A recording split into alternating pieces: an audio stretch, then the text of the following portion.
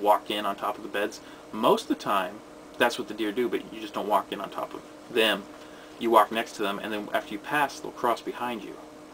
I knew someone who was out hunting. They were walking down a trail, kind of like an animal trail, and they looked behind them, and there was a 3-point laying on his belly, crawling across the trail behind him. I mean, these deer are ridiculously smart, and I say 3-point, which is what most of you weirdos out there would call an 8-point, I think. So first of all, we don't count the eye tines, which on a blacktail, granted, they are quite a bit smaller than on a whitetail, but we don't count them, and we only count the biggest side. So 3-point could be a 3x3, 3x2, or a 3x1. It's still a 3-point. You know, that goes for everything. Fork and horn would be at least one side that has a fork on it that you can fit a wedding ring on it. That's the legal definition of a fork and horn in Oregon. And also, I've left comments on YouTube, and I was saying that, you know, I shot a buck or something.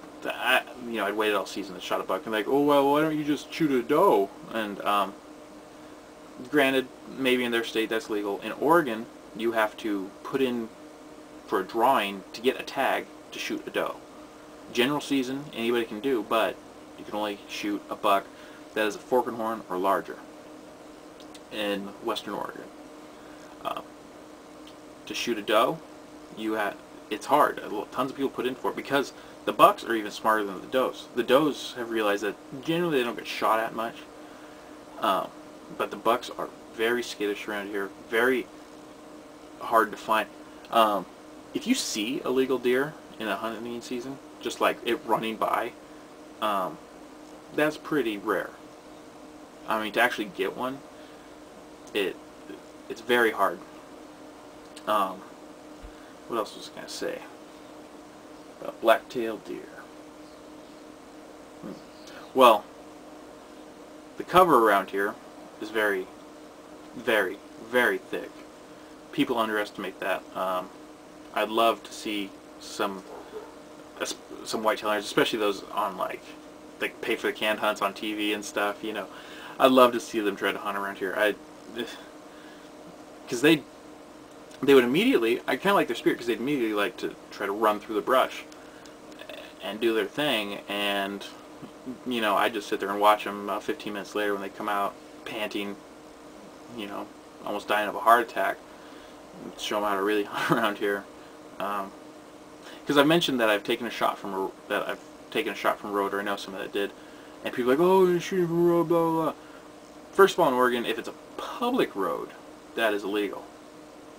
If it's a private road, like on Weyerhaeuser property, that's fine. Now, while I do find it somewhat in poor sport, again, you got to think of how hunting around here is, how hard it is, how rare you see an animal. Very rarely do like hunting tactics work. Like, there's 2 tactics that really work. The 3 tactics. I'm going to go 3 tactics. And I'm going to mention to you because most people around here know them. There is the blind luck tactic. Now, I don't like doing this because it's kind of lazy, but like, that's people they're road hunters. They just drive around, they see a deer from the road, if a deer jumps in front of them, they shoot it. Now, while I don't like doing that, but if I'm going from spot A to spot B, and that were to happen, I would not hesitate in taking the shot.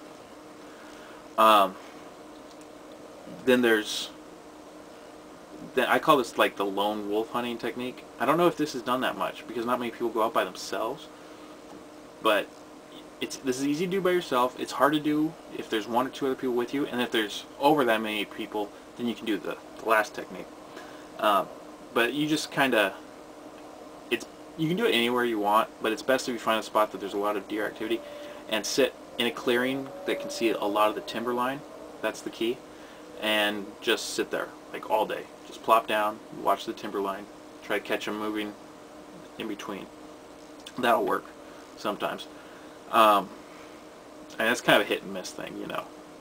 And then there's the third, which is the best method, but you need a lot of people who know what they're doing to do it, and that's running brush pushing.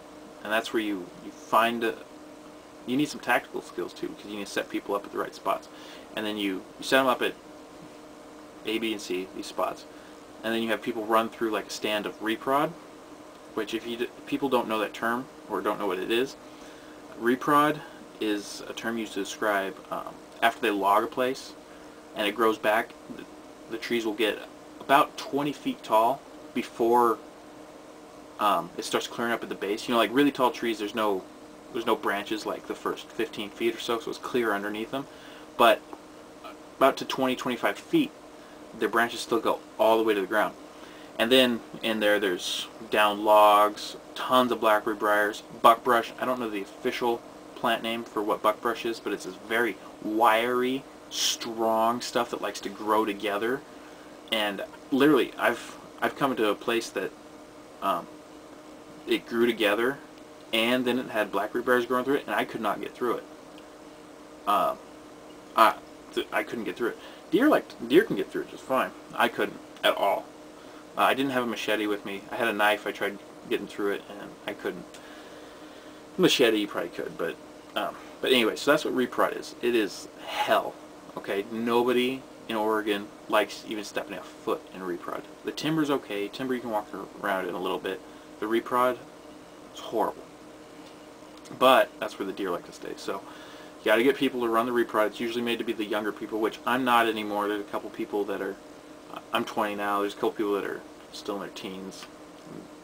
I still have to run it though, because aside from the other teenagers, everybody else is like my uncle and Kenny are like they're in their 40s, early 40s, and then the rest of them are like in their 60s.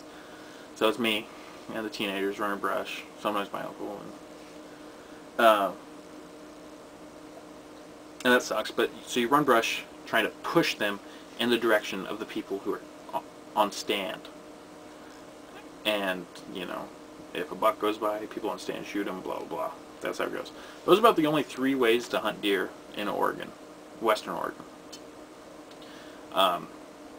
Stand hunting doesn't work. Bow hunters in Oregon, there's a lot of them, but they don't do too well. The elk hunters do well percentage-wise compared to the deer hunters, but in reality, the bow hunters for deer in Western Oregon don't do well at all. It's kind of funny. And they're also going to get their ass shot out there, because there's a downside to this place, and that is just like the lack of seeing deer mixed with some of the hillbillies around here. I'm not that. I live